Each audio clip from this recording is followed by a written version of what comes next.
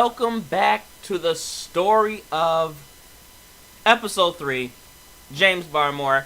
Or as I see right now, we got my co-host and my guest, Petra and James, or as I like to call them, Freddie and Dwayne from a different world. Yep, I see you with the glasses and I see you with the hat. Y'all know where a different world is, don't lie.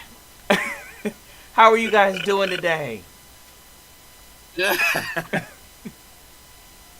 How's everybody doing? Oh, your mic is muted, Petra. There you go. It slipped up on me. The screen showed me stuff. Girl, I can't hear you. But it's perfect. It's been a good week. I mean, the spring is springing here in Illinois, so I'll take it. All right. Well, we Yeah, it's left. definitely giving. You say what? Hey, you didn't even let me say how I was doing, Mike. Wow. Maybe. I don't even have an excuse for that. I really don't. I can't even. I was trying to think of a lie. I was like, nope, I ain't got shit. Yep, I did. How are you doing, James? James was good. April showers are definitely bringing May flowers. So we out here. The week was chill, and it is time for the grand finale. And I know the girls have been waiting because the girls have been in my DMs talking about it since the last. Let's go. And there it is. So we left off at a point, the pinnacle of what's going on inside of your life. Your music career. I apologize to all the viewers last time for the gospel music. I couldn't explain it, but today hopefully we are flowing good. And we left off. Let's talk about your college years. How was that? College years were very explorative, or the beginning of exploration.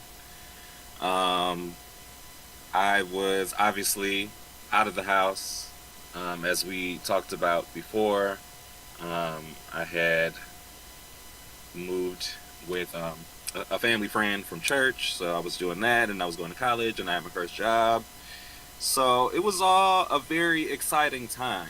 You know what I mean? Like, this is my first taste of, being an adult and being grown and paying bills and, just navigating really and truly on my own accord. You know what I mean? So it was fun. It was exciting. And what college was this, and what was the toughest thing that you had to encounter with this change, this transition into college? I think I don't think I actually had any challenge or change because to me it just felt like high school for adults. Mm. That's what I tell the kids So, I work with. honestly, so like keeping that perspective in mind, it was just like, okay, for the first like semester or two, I was just to myself, stayed in my books, you know what I'm saying, taking my classes for the semester, etc., etc. And then eventually I got to a place where I was like, okay, let me find some friend groups, let me find some social circles, let me see who I can mesh with, who meshes with me, etc., etc. So you eventually blossomed to it, And because I know that you said that you used to be an introvert. So you eventually blossomed to an extrovert. at this point, it was the beginning. Okay, because I look at your Okay. personality now, and you are a fun, outgoing person, I would say. And so, what kind of led to that? If that was the beginning, what was the thing that kind of sparked that beginning for you? Kind of straying away from the introvert kind of aspect. I think just having certain representation and environment. You know what I mean? Like people always say that you are who you are around or what you reflect. You know what I mean? So like I ended up meeting a lot of bright lights and a lot of strong personality and all of the above.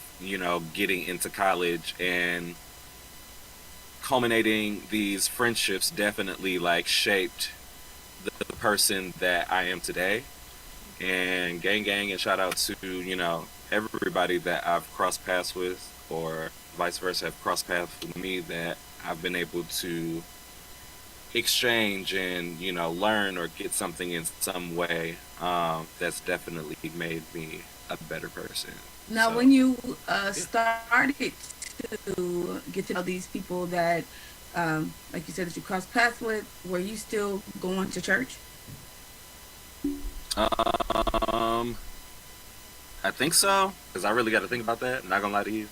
Uh, but yes, the first year, I definitely was Church still in going to college? church in college pretty consistently. Cause now I'm just going back through archives in my Facebook photo album, and I was like, yeah, I was still in church.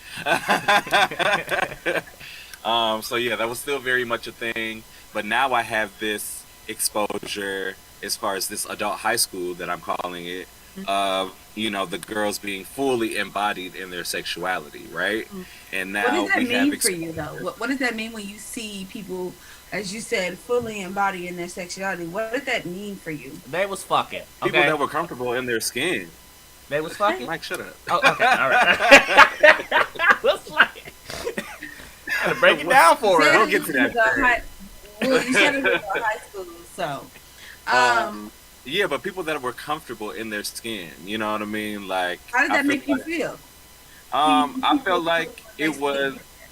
it was definitely risky. It was like, oh, what is this? Like, I'm Okay. clutching my pearls, you know what I mean? Like, what is this giving? You know what I'm saying? So, it was very like, oh, I don't I don't get to do this on a regular basis, or I don't get to uh I don't want to say like feel this type of way, because it's not a feeling, it's just a sense of being, but like it's just something that I didn't think I would be able to do in a public space and be Okay. comfortable Around others, and be safe. correct? Right, Okay. right. Okay. I Now, did that once you start seeing others be comfortable in their skin with their sexuality, did that change you?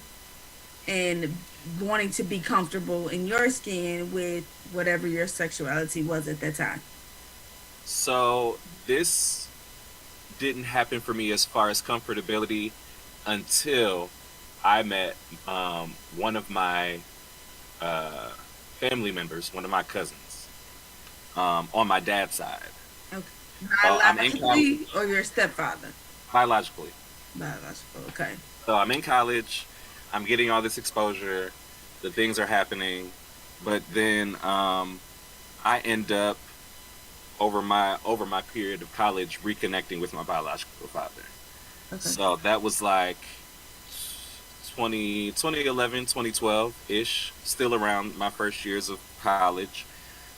Just reconnecting with him, reestablishing or establishing a relationship with him, and from that being able to meet the entire other side of my dad's family, as far as his mom, my aunts, my uncles, my cousins, you know, my nana T or my grandmother, like everybody. And um, yeah, that's where I met my big cousin, and he was the one that kind of like really sat me down and, you know, had the conversation, and we had the discussion. And what that sounded like was, in my dad's family, I'm either known as Little Eric or Little JR. Well, he's known as Little JR, but I'm Little Eric. So he was like, Little Eric, like, regardless of what you've been through up until this point, like where you are now and the people that you're around now are going to support you 150%.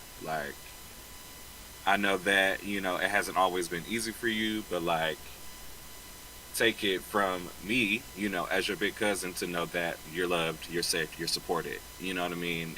In terminology of just having a healthy environment and healthy space. So for a good minute, like me and Lil JR, we always talking, we always having a discussion, because now I'm in college and it's like, oh girl, this happened. Oh girl, I think he cute. Oh, you know what I mean? Okay, So so you're saying that are you figuring out your sexuality, or you already know it, but you're becoming more comfortable with it being, I guess, public with become, it. I don't want to becoming say, yeah, becoming more comfortable. Okay, become more comfortable. Okay, now I'm gonna keep asking you this: was you still in going to the church at Uh, the time as you didn't talk to little Jr. I stopped going to church after 2013. But was that when you were having those conversations with little Jr.? Uh, yes, but that wasn't the catalyst of me stopping to stop No, it. I just know that there's always kind of like that land in the line in the sand when it comes to church and sexuality. Hmm. One way feels one way, other way feels another way, and so um, I that's the reason why I ask, because I know Oh yeah, for sure. it can, the lines can intertwine sometimes. What was the I feel like catalyst? that's still very much. I feel we're gonna get to that. I feel like that's still very much. I feel like that's still very much the case today. You know what I'm saying? Like that hasn't changed. As far as how the church views sexuality, I think it's just more in the forefront, and a lot of the people are becoming more blatant about what they do and who they do it with. We hear about it all the time now. Like pastors with this person, ministers with that person. Somebody's sex tape then leaks. Somebody Not else leak, something then yeah, child. not leak. Well, before you get to the catalyst of why you stopped, let me ask you this: because there's so much judgment within sexuality within the church, I'm just asking for your personal opinion on why you think that is such a thing. I mean, God accepts all children. Okay, doesn't matter about their sexuality. So why do you think Mm-hmm. that the church, churches, or many of churches are so non-accepting? Um, I just think that it's a form of what we've been taught and what's been passed down for years. Like something that deeply rooted. I I personally don't foresee being changed or accepted Yeah, in I my agree. lifetime. I think it's something that we could work towards, but I don't like. As far as my background, it's always been you either going to heaven or Mhm. hell, fire and brimstone. You know what I'm saying? Follow the book to the T. This is what you trust. This is what you know. Yeah, but that's the thing. You're And following the book to the I T. know You're that not to following be your own thing. You know what I mean? case in point. And to have systems, because trust me, there's definitely politics Mhm. everywhere, especially in the Yeah. church, to have this system and this mechanism in place for years. You know what I'm saying? Like almost decades on decades, almost a century for the PAW. I don't think they've had this centennial, but they've been around for quite a while. To have that system in place, like in higher ups and powers that be, like, yeah, that's far for me. That's far in the distance to where I feel like people will actually beginning will begin to question those systems, to begin to question why certain things are, without the fear of being reprimanded, or the fear of being looked at funny, or the Mhm. fear of being exiled because of, you know what I mean, like, How you feel, like your new thoughts. Yeah. exactly. Now, let me ask you this: with you being raised in the church, this is all you've known for all these years, literally up until a year or months before you had this conversation with Lil Jr. Did you go back and forth with your true self to the way you were raised? Was that a battle for you? For sure. That was a battle from the moment I started feeling the feels. Like that was internal conflict, as we turmoil. You know what I mean? Because it's like I know what I feel, but I also know what I've been raised up in, and what I'm raised up in say that I'm not supposed to be feeling how I'm feeling. So because I'm not supposed to be feeling how I'm feeling, like I gotta stop feeling how I'm feeling, so Oh, that way with I what can you were like raised? be Yeah, good in what I yeah. know. Okay, Did you fight that? okay. Yeah. I fought it very often. I got counseling. I Mm. I got sat down from the praise team a few times. You know, I've Okay, why did they sit you down from the uh praise team for? yeah, because So they knew I wasn't in a position, or in the proper positioning to. so them sitting you down. Is that same thing your sexuality? Okay, so that was going to be a question for me too. Did you ever tell the church where you were raised your sexuality? I definitely told them like I'm having these feelings. I never came out and blatantly said to my pastor, "Yo, I'm gay," because that was never a deciding moment in that at that time. It was just like in my mind, I'm still over here like this is not what I'm supposed to be doing. So I'm going to the church like, okay, let me pray the gay away. Like let me figure it out. Let me try to fix it because I know it's not what I'm supposed to be doing. Now, when you What I mean? did express this to them, because we know how, like you said, pray the gay away. What was their reaction? How did they respond? It was definitely like supportive in the way of I completely understand how you feel, James. Like, well, I can't know because they didn't say that shit at all. It was like, because y'all don't understand that shit. Like, you just don't. Yeah. But it was kind of like, oh my god, like, oh, like I get it, and you really don't. But at the same time, like everything that you're trying to support me with is moreover, well, in this chapter in this book it says this, and you should study on these verses and so on, so and so, So and they tried you know, they tried to support you without supporting you. It's just pretty much what it was. yeah, very empty. Well, I know that singing has always been your thing. So if that wasn't the go-to because they're sitting you down from the praise team, how did you go about still seeking singing or wanting to sing or liking to sing? Like, I mean, there was nothing I could do as far as like me being in the church, and I remember that Sunday very very clearly because I remember I had the meeting with my pastor. I remember being sat down, and I remember going into service after that and being sat down and everybody looking at me like, why isn't James up there singing? Embarrassment, humiliation. Very much. with the I want judge to fight. with the judgment of the church and sexuality, at least how it was back then. Do you think it's evolved and changed now? I mean, because it's more I couldn't prevalent tell you with that 'cause LGBTQ. I don't know if there's more, so I don't want to misquote the community, but Mhm. is there a little bit of a better understanding now? I couldn't tell you just because I haven't been there.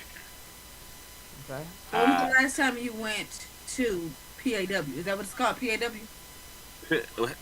well, I don't think there are any Pentecostal Assemblies of the World type churches out here in California. They're all non-denominational. Okay. Well, when was the last time from when you were in um, Michigan? When was the last time you, or what was your just saying like I'm not going back? Pretty much that's what I'm asking. When did you just like I'm not going back? Once I came out to my parents for real, for real. What was their reaction? Ooh, you took Um, okay, so Oh, I the mean, if juicy we don't get stuff. into it. We don't get into it. Right, no, right, because right. this was definitely part of the thought process of you know being continuing to be very transparent and very honest on this platform, but Mhm. also being respectful and having tact. You know what I mean? But at the same token, I had to come into the consensus and realize that how I say or what I say and my experiences are still very much valid. You know what I mean? Because I've had them, like Absolutely. I've lived them. So I can't let this experience or me expressing this to y'all be like, oh my God, I shouldn't be saying this. You know what I'm saying? So, Because they're your valid feelings, and your feelings are valid. and it's my experience. Hmm. So can't knock it. And this is in no way, shape, or form like demeaning them either. It's just like, girl, this is what happened. It, Um, so I came out to my parents, and I think my mother was more hurt than my stepdad Why do you was. feel that? Just because of the way that she reacted. She reacted very passive aggressive, and I will say it was a little more aggressive than it was passive. But my dad or the both of them were under the consensus that they knew, which ultimately pissed me off because if you knew, then where was the support? Where Mm. was the conversation? Where was the dialogue? All of that was through the church, and yeah, the church supported you, but in trying to figure this out together, but like I never got that type of support or again that conversation from y'all for y'all to have known. You know what I'm saying? So that felt like bullshit, and that definitely pissed me off. My father felt like he failed as a father to have a gay son, but we know that's just heteronormative like bullshit because nigga, it's gonna be what it's gonna be. Like you didn't fail, you gave me what you knew, and I took either what applied or what did not apply and proceeded as follows. Now, I have my a question. mother. Why did they make it about them? Oh, sorry. Go ahead. No, Mike. I'm sorry. I just wanted to. Very valid question, though. I wanted to know, like, shit, I done lost my damn train of thought. Go ahead with your question. I'm sorry, Mike. I'm sorry. We started talking the same Yeah, time. no, I get it. My question was why did your parents, and again, I definitely understand there's no disrespect to your parents in any way, shape, or form. However, why did they make it about them when your truth was your truth? It Right. had nothing to do with them. Right. I didn't realize that at that time that they were making it about them just because I was so engulfed in like, oh my God, what are they gonna say? Oh my God, how are they gonna feel? Right. And to hear these feelings and to hear these thought processes and everything like that, it was very like overwhelming, and I felt like at the end of the day it was just negatively received. So because I held such weight of like just wanting to be accepted and not getting that, that's what hurt the most out of anything that they could have said. My mom was like, well, at the end of the day, I don't want you being a bad influence on your brothers. So if you decide to keep leading this lifestyle, then you can leave the key on the counter, and if you leave, you can't come back. Now you were in college when this happened, right? So you weren't living in her. I thought you weren't living in her house. Well, my family friend got married to his girlfriend, and I had to move back home for a very short period of time, and within that period of time, that's when I came. Okay. Now, the Okay. question. You felt like. Go ahead. Sorry, no, because I think it's because I'm a little bit behind on timing, so that's why when I try and jump in there. But I remember the question is about this is the point, college. You come out, but before that, was there strong feelings or experimentation that let you ultimately know, or was it like a realization in that college years where it was just like, it is what it is? No, I had met my first boyfriend in college. So you kind of hid what was going on inside your life from that sexuality perspective. Yeah, for sure. But in being with him, it was like, okay, this feels nice. This feels nice to be wanted, to be seen, to be appreciated, and to be loved on in this way. But at the same token, like, I have to temporarily move back home to figure out whatever it is I'm gonna do. And my parents and I, we just butt heads. Like, I had been out the house for us at least a year's worth of time, and me feeling like I'm grown, and also dealing still with the sexuality thing. So once it all came to a boil, it was just like, all right, so since we're here, I'm gay, and I just want y'all to know. But since y'all feel like y'all know, then what's up? You know what I'm saying? And my mom was like, well, you can leave. And I said, okay, well, I'm gonna go. Bye. Yeah, like I had dared not stayed in a place where I didn't feel wanted or felt like where I was gonna be chastised or looked at funny or, any of the sort. Has their perspective, because I didn't want to resort back to or try to fix what you thought was wrong with me. has their perspective since changed? Yes. Significant, like in a good way, like 100% they're more accepting. And what was that thing that caused that? Was it just this? It is what it is, and you got used to it, or was there something else that kind of created that moment? It was me distancing myself and setting boundaries and not talking to them for years. And I was right around the corner. No shade. Like, when I moved in with my boyfriend, like, we stayed literally around the corner and up the street from my parents' house. So I could go back to their house any time that I wanted to, but I was like, fuck y'all. Because y'all tried it. Like, y'all tried it with me as your son and not accepting me for how I felt like I was showing up for the first time authentically for myself in this world. And they didn't validate like, your feelings. So that just... Yeah. Okay. So after you told your parents that about your sexuality... That was the catalyst, by the way. There you go, Michael. You got your answer. Mike. After you told... How long was it from once you told your parents that about your sexuality till you decide jump on a plane, travel all the way across the country to California? That was no more than a year and a half, 2 years, because again, all of this had happened under 4 years. So by the time I had graduated from high school, that was 2010. I moved out, started working. That was 2011, 2012. I'm in college, 2012, 2013. Like 2010 to 2013, or no, 2012 to 2014 was the extent of my first relationship with my ex. And we moved together, drove, because we didn't fly. We drove across country to move to California and broke up the night before we left. Yeah. Okay. Stuck. So Yep. I thought she was frozen. I know she her. I was like, should I jump in there or? very rare. All right, she said, wait. Y'all decide, you know what? We're going to go to California. We're going to go to Los Angeles. We're going to go to California.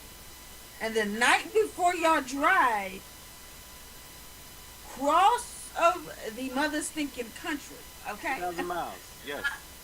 I was going to say, about 2,000 miles, you guys break up. But you still drive together. Yep. Across the country. Mm-hmm. Yeah, it's a story, child. It's tea. Okay, and so y'all get to California, and now what? Still very much broken up, but we stayed. We were always in each other's space. Like that separation or that distance or the actual breaking of that never took place. So even though we were broken up, like we were always together. We were working together. We were still very much in close quarters. So eventually, like things, we got back together. Okay, so when y'all came to California, did y'all already have a place? Y'all had jobs? Y'all had, because I mean, California is not for the faint of heart. Or should I say Los Angeles? It's not for the faint of heart. Right. And So, it's a different y'all world. drive See what I did there? It's a different world out there. You would not roll your eyes at me. Chase, you're trying not to I love laugh. that for you, Mike. You know what? It's giving a little too much. Now listen. So you drive across the country, literally, Yeah. with your now ex-boyfriend, literally. Yeah. What did, like, do you already have a place to live? How was the working? Like, because, you know, your stuff's got to be ordered. Right. So the steps were definitely one in front of the other. They definitely were not ordered. But we did have a place because we had mutual friends that were also moving out to California. We got the invite from them to move along with them to this apartment that they were moving to in California. Split the cost of rent. Just find a job within the first months of you being there. Pay the rent. You Gucci. And I was like, okay, cool. You know what I mean? Like, I'll figure it out. But then all of us breaking up and all of the things happened. So now I'm in California with no job, no tax money, a trunk full of dreams, and an ex-boyfriend in Glendale trying to figure out my life. Everything but ex-boyfriend I can relate to. I know that you probably didn't see my season, but I had that same kind of thing to pack up all my shit and drive across country 3,000 miles to California to pursue the dream of acting. So you're out there inside of that paradise, so to speak, where people are pursuing that entertainment career. Did you jump back into music or find your way back to music? I started in dance when I first moved to California because that was the last thing that I was doing in Michigan as far as dancing with Will and dancing with Patchwork, and just doing a lot of studying in that regard. Music I didn't take seriously as a professional, or it didn't become a career until after I moved to California. Hmm. Okay, so you finally get. What was your first job when you moved to California? My first job, I was working. Well, yeah, my first job, I was working this. I'm gonna call it customer service, like service that they had that we worked for the mall. We worked for the property. I was at the Glendale Galleria. They had a same day service where it was just basically taking people's packages that they did not want to take home with them and getting them delivered. Okay. She was something simple, something like, And that was how you. That's what helped you pay the bills. The bills yeah, that you did have. Okay. that, and then I auditioned for Six Flags Magic Mountain as a dancer, and booked my first gig as a dancer, like as an artist, like at Six Flags, and I was like, oh, gang, gang, like my first audition, and I booked that bitch. Let's go. You know what I'm saying? Okay. No, I was doing both. Okay. So you are living with your friends, right? And then you got technically two jobs. Mhm. You're back on with your boyfriend, right? Mhm. Mhm. Bae. And then how was your family? What did your family say? I guess specifically like your immediate family, meaning your parents and your siblings, about you moving to California. They didn't, because they didn't have nothing to say about it. Like I didn't ask them how they felt about it. I didn't Okay. care how they felt about it. It was Okay. me just influencing myself and you know, finally having a moment to figure out me for me outside of what everybody felt like I should be doing. Okay. So now you got your two jobs, your boyfriend, you got your apartment. Now, at what point did you say, or it became a light bulb, I could do music professionally as a career? Once I had gotten my job teaching as a dance instructor at this dance studio called Blackbird Dance Company. Okay. Shout out to my mentor and former A&R representative Blackbird. She was the owner of the studio. I was initially in her company, and then from the company, started taking classes. From taking classes, I started teaching, and then from teaching, she was like, James, so I know that like we have you here and you're teaching, but like, what do you want to do? And I was like, well, I mean, I moved here for music, but I felt like my path for that was going to be dancing and kind of like figuring that out and getting into the industry like that, and then kind of shifting to somehow start to pursue music. And she was like, well, I'm A&R for like this indie label, so I could just set you up with an interview. And I was like, girl, you've been holding on to that for how long? I've been in this company with you.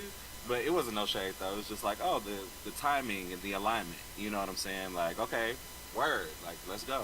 You know what I mean? So I did the audition. I got signed as an artist in development, and I did that for about a year and some change. And after I completed that, then I got signed to the label. And after I finished my contract, then I decided to go independent. Okay. So where does what does And that mean in terms of independent? What are you doing independently with that?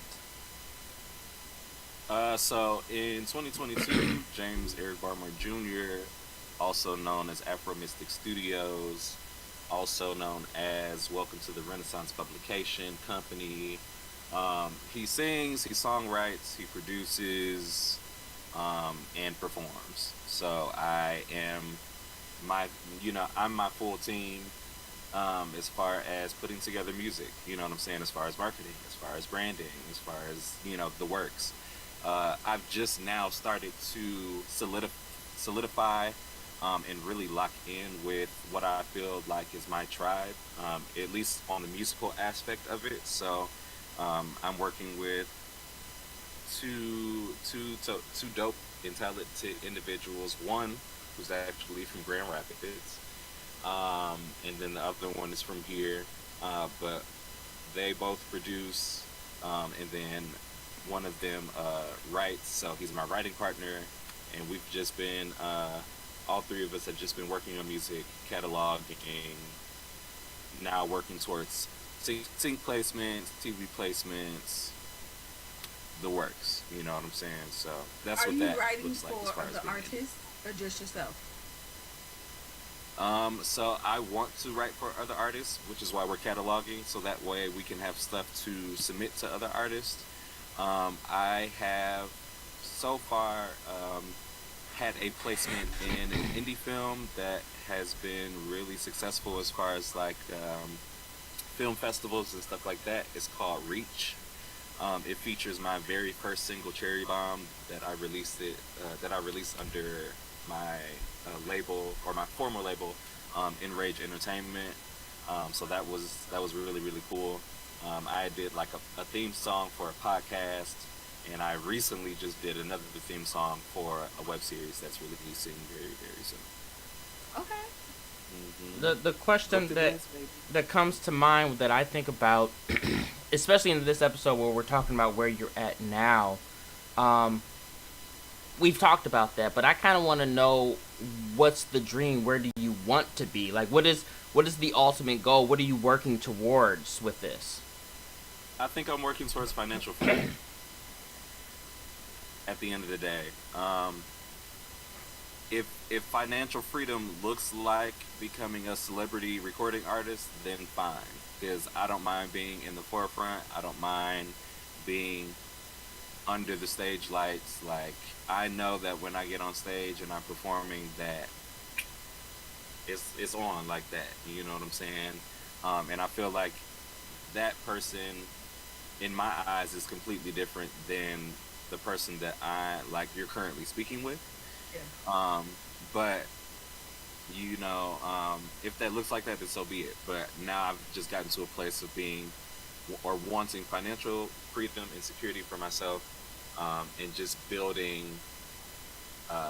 abundance for myself and my family and my family's family and so on and so forth. Now that you are out there and now that you're in California and you pretty much get your feet placed and you're making waves for yourself, whatever that looks like with your music, Mhm. your artistry. How is your relationship with your parents and your siblings? My relationship with my parents and siblings is actually really good. I I feel like there are still moments where, they well, they is in like my mom or my aunts, kind of like the adults, because my brothers, they don't care. Like, nigga, you got fat. You know what I'm saying? Like, do you?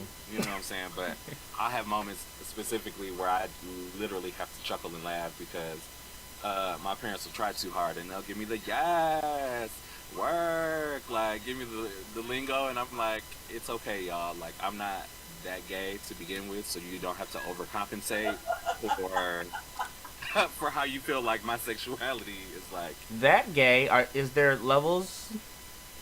So that's why I laughed. And if That- so, I mean, and honestly, no, and Is it lukewarm? Is it high? and if Girl, that's so, temperatures. That's not levels. the question, Levels once of you the soul. hold on, once you answer that question, if there's levels, where are you? What levels you at? Well, here's the thing, lady and gent. Sexuality is a spectrum, right? We know and understand this now, or there are at least further conversations of what that looks like in 2022. So for me, when it comes to, and I might get these mixed up, so don't nobody shade me. But when it comes to gender identity, I identify as non-binary. When it comes to gender expression, I'm gay. What the fuck? I'm sorry. I think that I think, but I what's- think I said it backwards. what's so I think nine- it's gender expression. Well, Binary. identify means what you identify as, so you were right on that part. Okay. What's non-binary? Right. I'm confused. What's that mean? So non-binary is basically, to me, I'll say, because we're not quoting Merriam-Webster or Right. anybody like that. But non-binary to me is a culmination or the duality of the masculine and the feminine energies. So in gay culture, you may or may not have heard the terminology of a butch queen, somebody that looks very like manly in the face, but will still give you pearls, will still like have the very feminine mannerisms, will still give you a good old nasty girl. You know what I'm saying? Like, but Yes, in, I understand in what you mean. the in the amongst people or A amongst little bit society, about they're like Michael. masculine presenting. It's your Yeah. face. You just don't like. I'm trying to Go ahead, process. You know, giving a little bit of feminine and a masculine energy, and and that's what non-binary is. hmm Yeah. I'm someone who likes to learn, and so I process. I'm like, I got Yeah. questions. Like, I can't take in all of this at one time. It's too much. No, no, I saw and the that's little dots going on Mike's face yeah, just like yeah. He's that. like, okay, okay, okay. So now that you're doing your thing in Cali, you and your family are on better terms, which I'm very happy about. Um, your music, you're flourishing with your music. Like, describe James Barrymore today, Jr. uh, Describe him today. James Barmore Jr. is still very much a student of life. There's so much more that I feel like I'm learning now, but as much as I'm learning, I'm doing an equal amount, if not more, of unlearning. Like, there's so Mm. much that I feel like I've held on to from everything over the course of these two episodes that we've talked about that have appeared or come up in different ways in my life. So now I'm at a place because I'm about to hit my dirty 30 this year. You know what Oh, I'm saying? And for some, I don't know if it's culturally or just, energetically or however you may describe it, but there is a certain shifting of like who I see myself in becoming. You know what I mean? And a lot of the who I've been no longer serves who I'm becoming. So now it's my responsibility to myself to do the work, do the honest work, do the genuine work, do the transparent work, do the difficult work, do the uncomfortable work, and really, at the end of the day, do something new that I've never done before, to get something that I may have never had. I'm going yeah. to, because we're going to close out here in a second. So I want to kind of end on the question of, we now have learned a summary of James Barmore, aka Dwayne's life. There it is. We have learned about you, but the thing for me, when I look at my life, we all, and maybe for Petra too, I don't want to speak for you, but we all kind of look back and say, I wish I would have done something differently. Do you look back on your life and say, man, I wish this would have been differently, or I would have done this differently, or anything? Are there any regrets that you say, man, I wish I could have done something different? Are you content with how everything is played out? Any regrets or wishes that I feel like I could think of or conjure up are just points of fear and doubt and non-acceptance of the life that I've lived. And I can say that because I've definitely felt like that. And it's just once as I, in present time, and am learning to accept those things, like, oh, I wish this wouldn't have happened, or I wish, so and so wouldn't have treated me this way, or I wish I could have been accepted like this. No, girl, it happened how it was supposed to happen. Did it hurt? Yeah. Did you learn something from it? Yes. Did you, develop certain patterns or defense mechanisms that you are now unlearning, or that you're now, elevating or rebuilding or reshaping in some way? Yes. But at the end of the day, like, it all served purpose. And I think if we can really, if we can make the choice, because that's what it is at the end of the day, it's a choice. A lot of people don't grow because they don't make the choice to do the work. Mm. and that's on period. But if we make the choice daily to wake up and be better than we were yesterday, I think that there is a world that we haven't seen for ourselves that exists. That's very strong. Because it does. I think that that you. I mean, I can't even picture you as an introvert. I think you have a great personality. You're very outgoing and outspoken and humble. You know, it's been a pleasure just learning about you and your life and what you've gone through. And I think that you have a good heart, which is something that not many people have out there. It's just filled with too much hate, and they allow that hatred to enter. I mean, when you're not clawing people's faces and shit. But other than that, since not hatred, but I think pain. You know what I mean? Pain. They don't let go of the pain. They don't know how to heal. With that, on that end note, you already know what I'm about to ask for. I ain't even prepared no song, but we're gonna think of something. Come on, you gotta stay prepared. All right, get ready so you ain't gotta, you know. Here we go. What is it? So this is a single from Lavender, my latest project, and I'm stuck between two, but I'm gonna do the one. So this one is called "Be Alright." Like I said, it's on Lavender. It's on all streaming platforms. James Barmore, Barmore. Mother dear, tell me why you're crying. Oh, keeping faith ain't my game, and no, I won't deny that. Oh, I have days locked up in my mind, checking out, tapping in, 'cause then I'll be alright.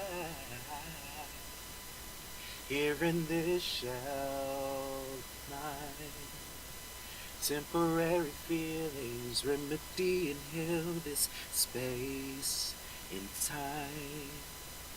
Things that you don't see, let's play make-believe in this shell of mine. Oh, shell of mine. I think I'll be alright. Well, there it is. You know, just hearing you sing, I hate to ask another question, but I just wanted to know what singer inspires you. That's good. Well, y'all know I have heavy gospel roots, obviously. So it's people like John P. Key. It's people like Fred Hammond. It's secular singers like Luther Vandross. A big Luther or little like Luther? Big Luther or little Luther? It don't matter. Oh, okay. Either way. Big and little Luther. Donny Hathaway, Anita Baker, Phyllis Hyman, like Dinah Washington, like just vocalists. You know what I mean? Like singers that could stand there in front of a mic in front of thousands of people and sing maybe life. Because there's feeling in that, and there's something that people felt when they were just themselves and really opening themselves up like that. And I know that I have that power, and I know that exists for me. You said something about singing with feeling, and like I said, I'm trying to close out, but every time you talk, I got more questions. The question I'm gonna end on this note. We need to like link on social media. Is it a friendship brewing? Is that what? I've already sent you a friend request. No, the thing that I want to know this has been an ongoing debate with many different friends, because you talk about singing and singers and feeling and emotion. I want to this argument I've had with many people. The best singer, the greatest, between two names, Aretha Franklin and Etta James. So you're asking me which one between the two? Mm-hmm. You can't compare. Yeah. You. Etta James or Aretha Franklin? Yes. Both of them are like. You can only pick one. You can't. Yeah, you damn sure can. You can only pick one. Pick one. No. Petra, this question ain't for you. I just want to let you know, so you hold on to your thoughts. I heard my name. I heard my name. My bad. So I mean, I'm gonna go with Miss Franklin. Oh. Okay. I'm sorry to disappoint you, but I know. Let me unsubscribe to you right now, because that's ridiculous. I mean, you gonna say a thing? You gonna say Rita? You gonna say Etta. Team Etta. Why? Etta. Why? Okay, sleep. Okay, I'm not with you. All right, I am not with you today. So Etta, because she has so much feeling and soul and emotion and everything. You feel it in every word and everything that she says. It's just, you feel her pain. You feel her. It's different than just being a vocalist, because singing is about feeling. That's why I asked the question. Alright, go ahead. I'm going to go sleep on you. Go ahead. No, Rita. That's all. I ain't even got to say nothing else. Rita. Say it in the comments. Because as much as Etta is a vocalist, I feel like Aretha has been a vocalist that has evolved through her years. Well, Etta didn't live long enough. Whose fault is that? No shame. I don't know how she died, but whoever's fault that is. If God called you, he called you. So like, agree to disagree. You are still up there as one. Okay, Whitney, I'm gonna need you to put one of the. Okay, no, we're not. You're not. Okay, well. You made me feel. Okay. This has been a different world, everybody. I want to thank you. Please don't forget to like, comment, and subscribe. Hit that bell. Do all that jazz. Send up some smoke signals. This has been a great season. James Barmore, thank you for being here. Petra, as always, I want to thank everybody for tuning in, and I hope you guys enjoyed this episode, and we will see you guys next week for a new season. I didn't have it queued up, but now I'm going out. Bye.